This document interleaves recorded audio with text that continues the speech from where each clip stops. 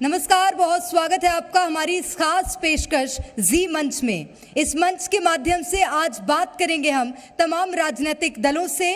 मध्य प्रदेश के ऐसे कई राजनीतिक विषय हैं जिस पर किस तरह से काम हो रहा है, ये तमाम बातें जानेंगे। मध्य प्रदेश की राजधानी भोपाल, झीलों की नगरी भोपाल के आज इस मंच से हम इस कार्यक्रम की शुरुआत करने जा रहे हैं, बातचीत करने जा रहे हैं, क्योंकि मध्य प्रदेश में इस साल और वो भी विधानसभा चुनाव बेहद नजदीक हैं और चुनावी तैयारियां किस राजनीतिक दल की कैसी हैं, मध्य प्रदेश के उत्थान के लिए कौन सा दल किस तरह से काम कर रहा है, किस तरह से प्रयास कर रहा है, जानेंगे और कार्यक्रम की शुरुआत करते हैं। और मंच पर मैं सबसे पहले आमंत्रित करना चाहूंगी मेरी सहयोगी कीर्ति दीक्षित को।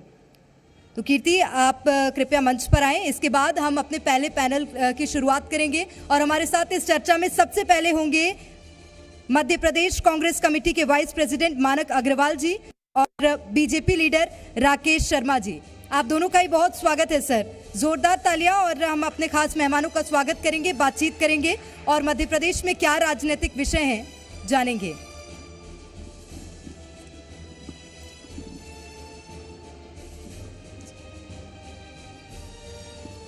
तो मानक अग्रवाल जी को मैं मंच पर आमंत्रित करना चाहूंगी। मध्य प्रदेश कांग्रेस कमेटी के वाइस प्रेसिडेंट हैं मानक अग्रवाल जी, और राकेश शर्मा जी हमारे साथ इस चर्चा में होंगे। भारतीय जनता पार्टी के लीडर हैं और मध्य प्रदेश में भारतीय जनता पार्टी और कांग्रेस पार्टी दोनों ही दलों की क्या तैयारियां हैं जानेंगे। ओवर टू यू कीर्ति। बहुत शुक्रिया है प्रेरणा आपका, और आप भी ज्वाइन करिए ताकि चर्चा को हम आगे बढ़ा सके और जाने कि आखिरकार चुनावों को लेकर के कितनी तैयारी दोनों ही पार्टियों की तरफ से की जा रही है। तो एक बार जोरदार तालियां हो जाएं इन दोनों खास मेहमानों के लिए ताकि चर्चा को हम आगे बढ़ा सके और जाने कि कितनी ज्यादा तैयारी है। सबसे पहला सवाल मेरा मानक अग्रवाल जी आपसे है। चुनाव बेहद नजदीक है और हार्डली कुछ गिनती के दिन ही बचे हैं, कितने तैयार हैं, कितने आश्वस्त हैं? सर माइक ले लीजिए।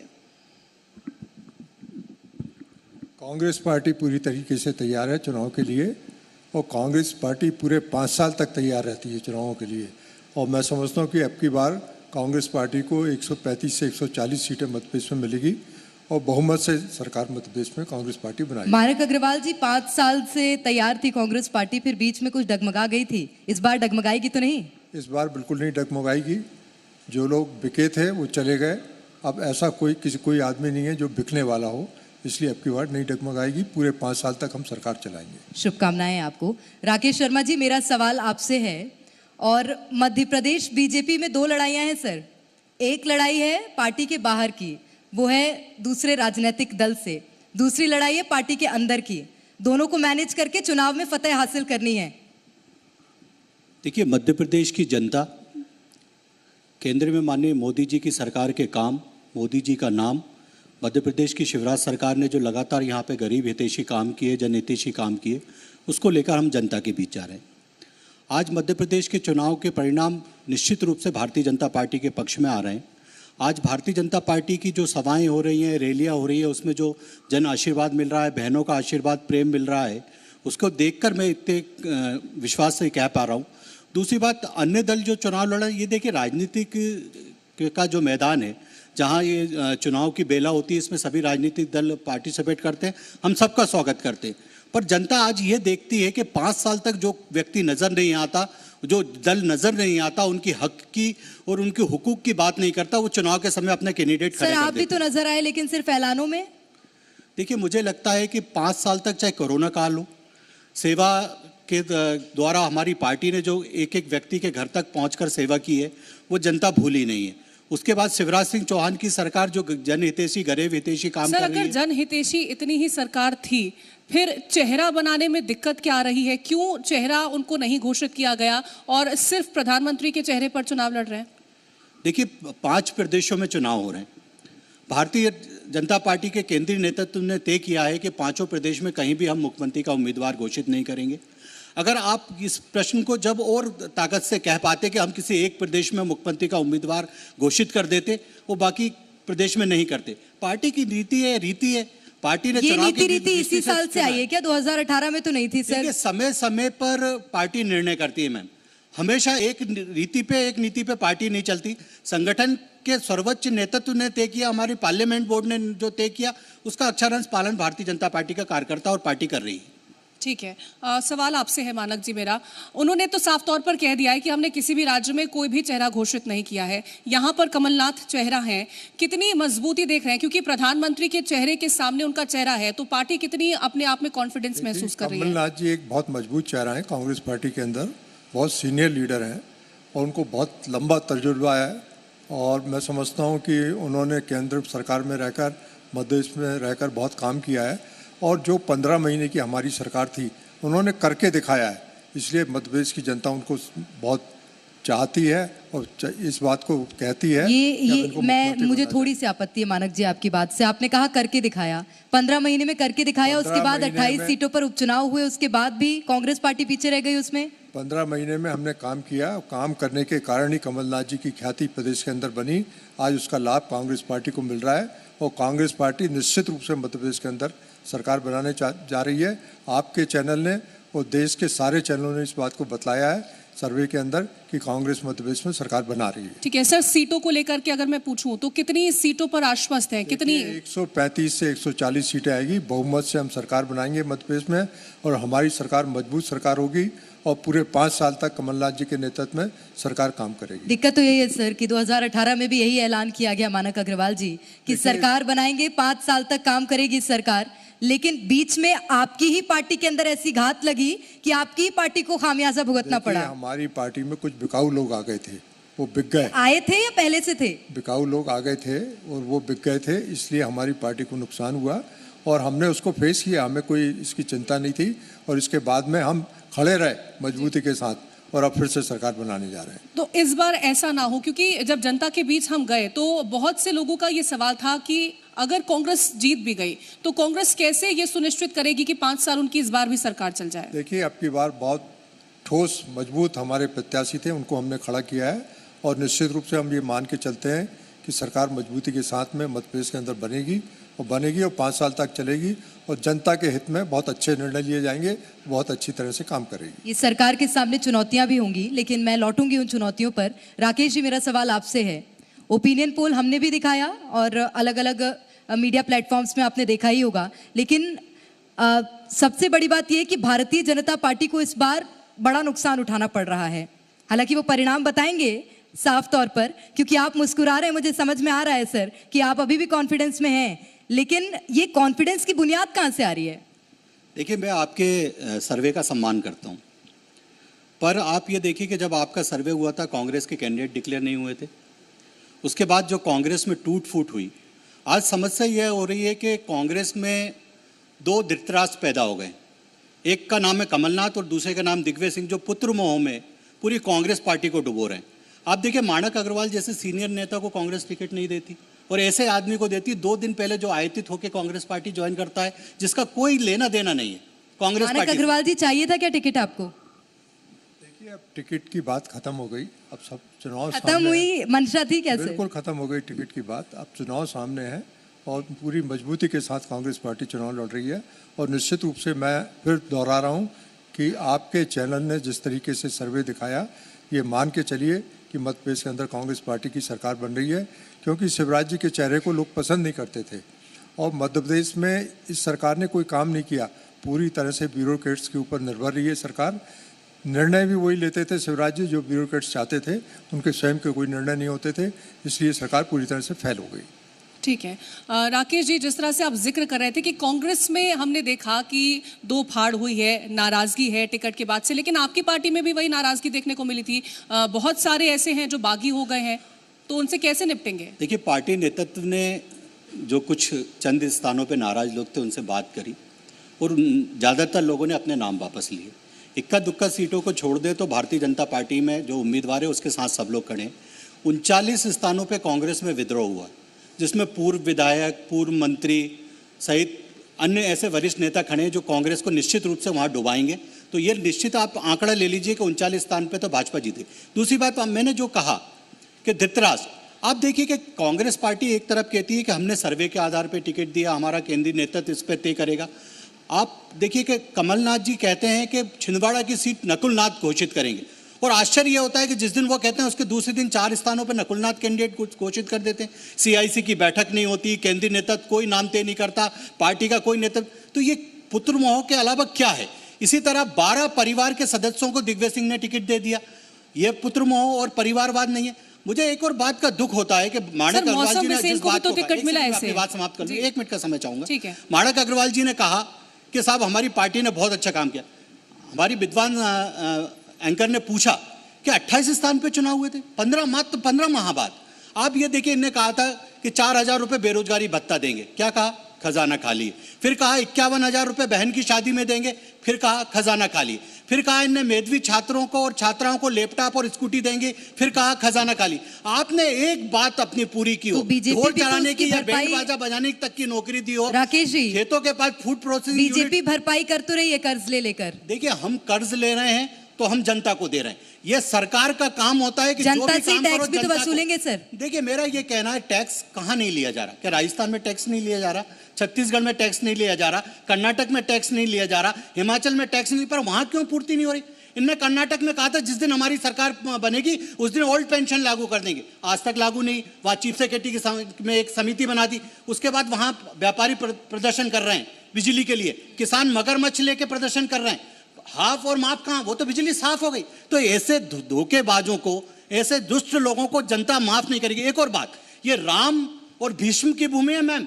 यहां पे अगर कोई वचन देता है तो राम ने अपना वनवास स्वीकार किया था, पिता ने वचन दिया था उनकी माता को, और उसको पूरा करने के लिए राम वनवास चले गए, राजतिलक को ठुकरा दिया। उसके बाद भीष्म ने आजीवन कुंवारा रहने का प्रण लिया।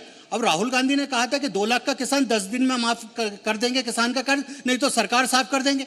उसके बाद कहा था कि 4,000 और बेरोजगार भत्ता सरकार बनते ही 5 रुपए डीजल पेट्रोल पे कांग्रेस पार्टी ने क्या कहा, क्या किया, क्या नहीं किया, ये नहीं सर। फैसला तो फिर मैं भी सवाल कर रही हूँ ना आपसे, आपकी बात पे मैं विश्वास करूं या भाजपा की बात पे? जो 450 में सिलेंडर वो 1250 रुपए बहन के खाते में डाल रही, ये फिर कहते हैं कि सरकार बनते ही कि खजाना तो क्या सिलेंडर के पैसे डाले हैं आपने? लाडली बहना योजना के माध्यम से सिलेंडर के पैसे डाले हैं क्या आपने? देखिए, मेरा ये कहना है, बहनें भी यही बोल रही थी सर, हम तो फील्ड में घूम रहे हैं अभी। उनका ये कहना था 100 रुपए और मिला के सिलेंडर ले लेंगे। जिस तरह से मुख्यमंत्री की सभा में, जिस तरह से प्रधानमंत्री की सभा में, हमारे स्टार प्रचारकों की सभा में भीड़ बहनों की आ रही है, वो बता रही है। लेकिन बहनें तो ये कह देती हैं, राकेश जी, बहनें तो साफ तौर पर कह रही है कि हमें नहीं चाहिए 1250, आप हमें रोजगार दे दीजिए, हम आत्मनिर्भर खुद बन जाएंगे। बहनें तो साफ तौर पर ये कहती हैं। देखिए, रोजगार की बात आप करते तो मुझे बड़ा अच्छा लगता है।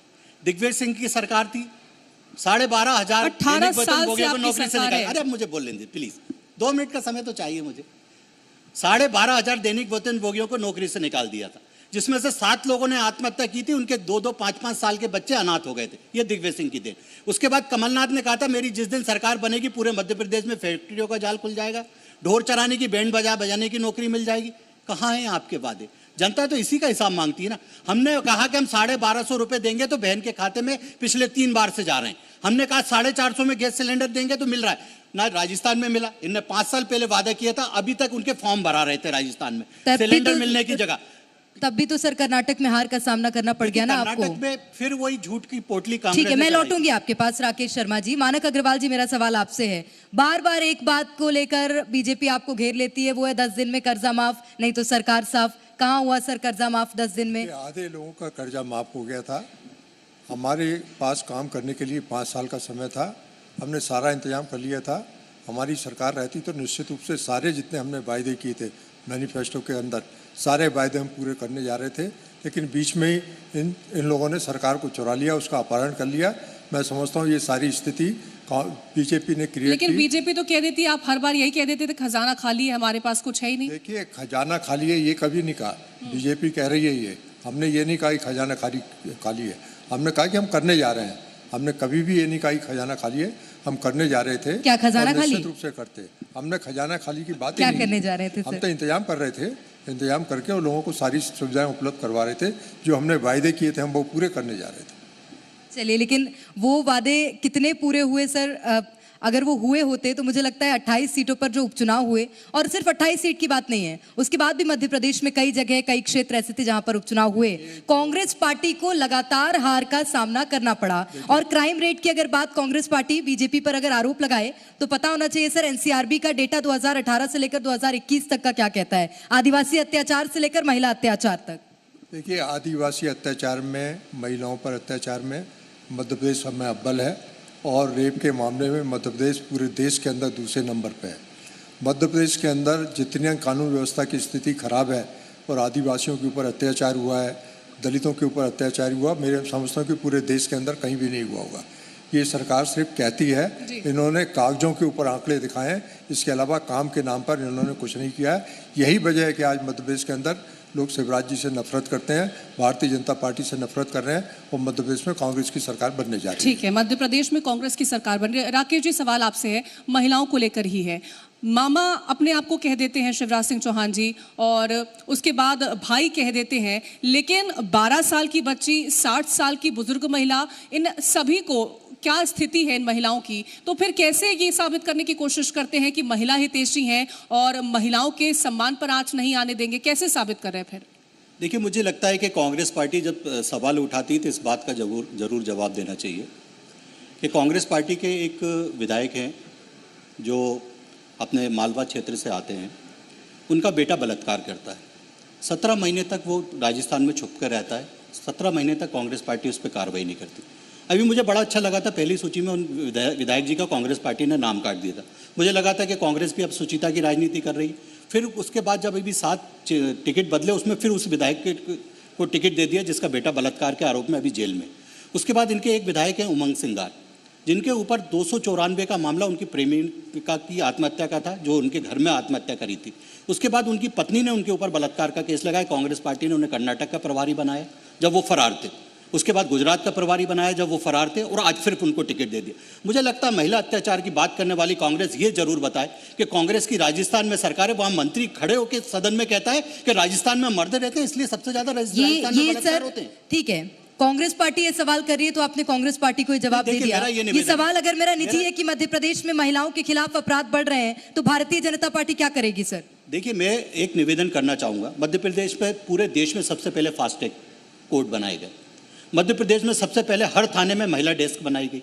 मध्य प्रदेश में आप देखिए कि 15-15 दिनों में फांसी की सजा हुई है अपराधियों को। एक मामला बता दीजिए जिसमें अपराधी गिरफ्तार नहीं हो, उसके मकान बड़ी बात तो सर यही है, एक मामला बता दीजिए जिसमें फांसी की सजा दी गई हो। हम अगर अपराधियों के अवैध निर्माण तोड़ते हैं तो कमलनाथ कहते हैं कि जिस दिन मेरी सरकार बनेगी इनके दोबारा मकान बनाऊंगा। हम अपराधी के मकान तोड़ रहे हैं, उसको ऐसा कर रहे हैं कि वो समाज में मुंह दिखाने के लायक नहीं रहे, और ये अपराधी के मकान बनाने की बात कर रहे हैं। तो ये पोषण कौन कर रहा है इन अपराधियों को? रायसेन में एक अपराधी बलात्कार के आरोप में गिरफ्तार होता है, वहां का कांग्रेस का विधायक थाने के सामने प्रदर्शन करता है कि उसको छोड़ दीजिए। मध्य प्रदेश वो राज्य, फास्टैग का आपने जिक्र किया, मध्य प्रदेश वो राज्य, फांसी की सजा सबसे पहले यहाँ पर ऐलान हुआ, वो जिक्र किया। फिर मध्य प्रदेश ये भी राज्य है कि यहाँ पर महिला अपराध भी बहुत ज्यादा है सर, इसको भूलना नहीं है। पूरे हिंदुस्तान में नंबर 1 पे बलात्कार में राजस्थान है, लेकिन दूसरे पर मध्य प्रदेश है। मैं आऊंगी आपके सर, तन से जुदा हिंदुस्तान में सबसे पहले राजस्थान में, हिंदू मुस्लिम दंगे सबसे ज्यादा राजस्थान में, बेरोजगारी की दर सबसे ज्यादा राजस्थान में। किसकी सरकार? कांग्रेस की। तो आप कंपेयर करेंगे क्या? आप अपने प्रदेश को सुधारेंगे? कहना है, आप तो आंकड़े उठा के देखिए ना, आप तो आंकड़े उठा के देखिए, वो सामने दिखाई दे रहा है, सामने दिखाई दे रहा है। बात तो तब होगी ना कि जब आप सामने अपन टेली करेंगे कि ये कांग्रेस की सरकार, ये बीजेपी की सरकार। ठीक सर, मेरा सवाल यही है, आपने बोला कि सबसे पहले रेप की सजा जो मौत है वो यहां पर दी गई। एक मामला गिना दीजिए जिसको अभी तक फांसी दी गई हो। देखिए, मैं एक निवेदन करना चाहूंगा कि अगर जो मामले कोर्ट में रहते हैं, कोर्ट अगर उसको फांसी की सजा दे देती है, उसके बाद सरकार का ये फैसला नहीं कर सकती कि मैं आप किसी व्यक्ति को लूं और मैं फांसी पर टांग दूं। ये कोर्ट का काम रहता है, कोर्ट पे हम प्रश्न चिन्ह नहीं खड़ा कर सकते। हमारा काम है, करते कुछ नहीं है। नहीं, देखिए, मेरा निवेदन है, मैंने इतनी चीजें गिनाई। ठीक है, आप बता देना, मैंने इतनी चीजें गिनाई। उमंग सिंगार के ऊपर एक भी केस नहीं है, सिर्फ झूठ के अलावा कोई दूसरा काम ही नहीं करते हैं ये लोग। सर ये तो आप नहीं बोल सकते क्योंकि वो जो आरोप लगा था, सारे केस खत्म हो गए हैं। उमंग सिंगार 294 का मामला अभी भी दर्ज है। मैं माननीय विद्वान साथी को बताना चाहूंगा अपने, देखिए, झूठ उतना बोले। सोशल मीडिया का जमाना, आप अभी गूगल करके देख लीजिए कितना किसके खिलाफ केस दर्ज है। अभी वो मानक जी करके देख लेंगे, उन्हें जरूरत है। मानक अग्रवाल जी, मेरा सवाल आपसे है, महिला अपराध को लेकर कांग्रेस एकदम छाती ठोक के बीजेपी पर आरोप लगाती है, लेकिन कांग्रेस को सर ये भी तो देखना चाहिए, राजस्थान में भी उन्हीं की सरकार है। कांग्रेस को ये भी देखना चाहिए 2018 से लेकर 2021 तक आदिवासी अत्याचार के क्या आंकड़े थे, बढ़े थे। मानक अग्रवाल जी, लड़की के साथ में हुआ वो खुल्लम खुल्ला हुआ, वो सवाल मैं पूछ रही हूँ, वो सवाल मैं पूछ रही हूँ। लेकिन प्रदेश के उत्थान के लिए मानक अग्रवाल जी, आप किसी राजनीतिक दल को दोषी नहीं ठहरा सकते ना। आपकी क्या योजना है ये बताइए ना सर। मंदिर का कॉरिडोर, वहाँ पर मूर्तियां गिर गई, इन्होंने इतना भ्रष्टाचार मंदिर के अंदर किया, इन्होंने यहाँ वल्लभ भवन के अंदर इतना भ्रष्टाचार किया कि वहाँ फाइलें जलानी पड़ी। भ्रष्टाचार का आरोप तो आप पर भी लगाती है बीजेपी। 50% यहाँ पर कमीशन की सरकार रही है मध्य प्रदेश के अंदर। खुल्ला लेते हैं सारे मंत्री और मुख्यमंत्री के पास में जाता है, सब लोगों के पास में पैसा जाता है। और ये यहाँ पूरा पर प्रदेश प्रियंका गांधी जब आती हैं चुनाव प्रचार करने के लिए तो राजस्थान की महिलाएं आ जाती हैं बोलने के लिए कि आप यहाँ तो कह रही हैं कि महिलाओं को हम सुरक्षित करेंगे, लेकिन राजस्थान की तस्वीरें आप नहीं देखती हैं। देखिए, हम यहाँ की बात कर रहे हैं। यहाँ पर मध्य प्रदेश के अंदर सबसे ज़्यादा घटनाएं हुई और यहाँ कानून व्यवस्था की स्थिति सबसे ज़्यादा खराब है मध्य प्रदेश के अंदर। यहाँ की स्थिति को देखिए, उसको एक राज्य को अनदेखा करके दूसरे राज्य पर आरोप लगाना, ये तो न्याय नहीं हुआ। इसीलिए दे रही है जनता कि यहाँ पर जो हुआ है उसको देख रही है जनता, मध्य प्रदेश की जनता, इसलिए वोट दे रही है। माणक जी एक बात का जवाब दे दें। कल एक निर्लज्ज टिप्पणी आई बिहार के मुख्यमंत्री की तरफ से, कांग्रेस का एक नेता ने आवाज नहीं उठाई। क्या बहनों की और बहन बेटियों की इज्जत ऐसे ही नीलाम होती रहेगी और आप अपने गठबंधन धर्म को निभाते रहेंगे? कहाँ है प्रियंका गांधी जो कहती थी मैं बेटियों के लिए लड़ूंगी? एक ट्वीट कर देती कि ये गलत है, इसका हम खंडन करते हैं। 16 साल की बच्ची को चाकुओं से गोद दिया जाता है दिल्ली शहर में, एक ट्वीट नहीं आता। और इसका जवाब दे दीजिए। राजस्थान में ये जनता सवाल कर रही है। राजस्थान में राजस्थान में एक बेटी को सारे हाथ जिंदा जला दिया जाता है उसके बच्चे के सामने, एक ट्वीट नहीं आता। सर, बात आप तभी सुन और समझ पाएंगे जब आप शांतिपूर्वक यहाँ की चर्चा को सुनेंगे। आज सवाल दोनों राजनीतिक दलों से पूछ रहे हैं जो काम है, कांग्रेस उसका मैं माफी चाहूंगी, प्लीज यहाँ की चर्चा पर व्यवधान मत डालिए। जवाब दीजिएगा। देखिए, यहाँ से वहाँ चले गए, यहाँ क्या हो रहा है इसको बतलाए ना। यहाँ पर क्या हो रहा है? यहाँ बलात्कार की घटनाएं दिन प्रतिदिन होती चली जा रही। महिलाओं के ऊपर अभद्र टिप्पणियां यहाँ के मंत्री करते हैं, यहाँ के मुख्यमंत्री करते हैं। उनके बारे में बात करें ना, बाहर क्यों जा रहे हैं? यहाँ की बात करें ना। मध्य प्रदेश के अंदर क्या हो रहा है, क्या स्थिति पैदा हो राकेश शर्मा जी, सवाल तो मैंने भी आपसे बहुत पूछे, लेकिन जवाब तो मुझे भी नहीं मिला। मुझे नहीं मिला जवाब, पूरी ईमानदारी से जवाब दे रहा हूँ, पर मेरे सवाल राकेश शर्मा जी बताइए ना जी। आप कंपैरिजन कर रहे हैं, जवाब नहीं दे रहे। हम मध्य प्रदेश की बात करते हैं, आप कर्नाटक की बात करते हैं, हम फिर मध्य प्रदेश की बात करते हैं, आप राजस्थान की बात करते हैं, हम फिर मध्य प्रदेश की बात करते हैं, आप दिल्ली की बात करते हैं, आप मध्य प्रदेश की बात नहीं करते। आप मध्य प्रदेश की बात नहीं कर रहे हैं। सरकार इनकी है तो वहाँ क्या कर रहे हैं? मध्य प्रदेश में खजाना खाली है, राजस्थान में अत्याचार, और कांग्रेस के लिए फिर दे हमें मौका, सरकार का मौका। राकेश जी, मध्य प्रदेश में तो आपकी सरकार है ना, तो आपसे तो सवाल पूछना बनता है। जवाब दे रहा हूँ ना मैम। नहीं, खजाना खाली का सवाल हमने पूछा तो आपने बोला कि कहते ये कह देते थे हमारा खजाना खाली है। फिर हमने महिला सुरक्षा पूछा, आपने बोला राजस्थान खजाना खाली। हमने तो कभी नहीं कहा। हमने हमारी जो विद्वान हमने बस कर्ज लिया। एक मिनट विद्वान बच्चियों को लैपटॉप मिला के नहीं, उनको स्कूटी मिली के नहीं मध्य प्रदेश में? आप ये बता दीजिए। हर बहन के खाते में जो 1250 रुपए जा रहे कि नहीं, 450 में सिलेंडर मिल रहा है कि नहीं? उसके बाद 86,000 सरकारी नौकरी दी है पिछले 4 महीने के अंदर। सरकारी नौकरी का वादा करके 86,000 सरकारी नौकरी दी है, उसके बाद 50,000 और का वादा करते हैं। कितनी सरकारी नौकरी होती है? तो सर, और कांग्रेस ने 15 महीने में एक चाहिए। तो नहीं दी थी, वादा भी तो 15 उसी महीने हिसाब में से एक दे करना देते। हमने तो 3 महीने में 86,000 दी। वादा भी तो उसी हिसाब से करना वादा यही तो मैं चाहिए। बोलना चाहता हूँ, यही तो कंपैरिजन करना चाहता हूँ मैं कि कांग्रेस ने जो वादे किए थे क्यों नहीं पूरे किए? आज ये बताइए, चुनाव चल रहा है और राहुल गांधी उत्तराखंड में पहाड़ों पे शेर कर रहे हैं, हिम्मत नहीं जुटा पा रहे प्रचार करने की, क्योंकि पिछली बार झूठ बोला था। राकेश जी, मुख्यमंत्री खुद कहते हैं 1 लाख सरकारी नौकरी, उसमें से 40,000 कम रहती है। 86,000 86 बोला है मैंने, सुनिए, बार 86 बोलूंगा मैं। नहीं, बात तो सुनिए। 40,000 की बात कौन कर रहा है? 86 बोला है मैंने, मेरी बात तो सुनिए। बाकी पाइपलाइन में। सर बात तो सुनिए, ऐसा लगता है ये सच बोल रहे हैं, मुख्यमंत्री झूठ बोल रहे हैं। उसके बाद 50,000 का और वादा कुछ बोला, ये कुछ बोल रहे हैं। देखिए, मेरा एक निवेदन है, कहीं ना कहीं 1 लाख का वादा किया था, इसमें से 86 को मिल गई है। एक आंकड़ा में गिनाने के लिए तैयार हूं, किस विभाग में कितनी नौकरी मिली। दूसरी बात, उसके बाद जो है बाकी पाइपलाइन में आचार संहिता नहीं लगती, उनको भी नियुक्ति पत्र मिल जाते। आज देश में पहली प्राथमिकता हमारी केंद्र सरकार की और प्रदेश सरकार की युवाओं को रोजगार मिले। 15 अगस्त तक 1 लाख सरकारी नौकरी में भर्तियां की जाएंगी युवाओं की, ये वादा था मुख्यमंत्री शिवराज सिंह चौहान का। और जी मध्य प्रदेश छत्तीसगढ़ में इसे प्रमुखता से दिखाया भी गया था। अगर आप नहीं देखा आपने वो न्यूज तो मैं आपको भेज दूंगी सर। मैं इस बात को स्वीकार करता हूँ कि हिंदुस्तान में नंबर 1 का जी, मध्य प्रदेश में नंबर 1 का। सबसे बड़ा लगातार आपकी डिबेट में आता हूँ, 86,000 युवाओं को नौकरी मिली है मध्य प्रदेश में। 1 लाख का वादा किया था, बाकी पाइपलाइन में। उसके बाद पटवारी भर्ती परीक्षा घोटाला, उसके बाद मेडिकल एजुकेशन घोटाला, कहां से सर बच्चों के भविष्य के साथ खिलवाड़ करेंगे तो मध्य प्रदेश को कैसे बेहतर बनाएंगे? कि कांग्रेस सिर्फ दिन भर घोटाले की बात कांग्रेस की बात नहीं कर रही, ये हमने खबर चलाई है सर। आप घूम फिर के कांग्रेस पर आते हैं। बोल लेने दीजिए, प्लीज बोल लेने दीजिए। जिसमें माँ बेटा दामाद तीनों जमानत पे भ्रष्टाचार के मामले में, सोनिया गांधी, राहुल गांधी, की बात करो ना, जो भ्रष्टाचार की बात करते हैं। दूसरी बात मैं ये कहना चाहता हूँ, आज तक एक भी ऐसा मामला बताइए जिसमें कार्रवाई नहीं हुई हो, जिसमें कार्रवाई नहीं हुई हो। एक मामला बता दीजिए। नरसिंह घोटाला हुआ मध्य प्रदेश के अंदर, पटवारी घोटाला हुआ, घोटाले पे घोटाले हुए, जनता की नारी जवाब है, तो देते नहीं है। मेरा एक निवेदन है, और ये ऐसे एक भी घोटाले मैंने जितने सुने अभी बाहर से, एक भी घोटाले ऐसे नहीं है जिस पर अभी तक मैंने कोई बड़ा एक्शन लेते हुए देखा हो। मुझे तो बड़ा आश्चर्य नर्सिंग परीक्षा में जिस तरह से गड़बड़ी निकलकर सामने आई, व्यापम तो था ही पहले, उसका तो जिक्र पहले से ही हो रहा है। पटवारी भर्ती परीक्षा 10th 12th के एग्जाम तक प्रभावित हो गए। आप ये सोचिए कहां जा रहे हैं मध्य प्रदेश। शिक्षा, बच्चे, युवा, हर वर्ग प्रभावित है। आपकी सरकार से मैं सवाल नहीं पूछूंगी जिसने 18 साल राज किया। आप जवाब में तो कांग्रेस पे ले आते हैं। उसके बाद 31 अगस्त को बोला था कि रिपोर्ट आनी चाहिए। 31 अगस्त हो गया, दिसंबर आ जाएगा अगले महीने, लेकिन कोई रिपोर्ट, कोई वहां पर जो कमेटी बनाई, कोई रिपोर्ट किसी ने कुछ नहीं दी है। आपको मैं पूरे आंकड़े के साथ बातें बता रहा हूँ, उसके बाद आप संतुष्ट सर आंकड़ा नहीं दे रहे हो। मेरी बात सुनिए, मेरी कैसे नहीं, मैं 86,000 अगर मैं बोल रहा हूँ कि युवाओं को नौकरी मिली तो मिली है। इतने बड़े मंच पे झूठ तो नहीं बोलूंगा। कल फिर बैठना है मुझे चैनल पे।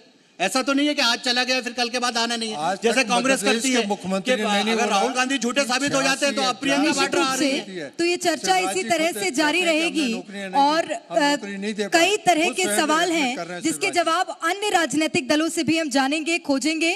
आप दोनों का सर बहुत शुक्रिया हमारे साथ इस चर्चा में जुड़ने के लिए।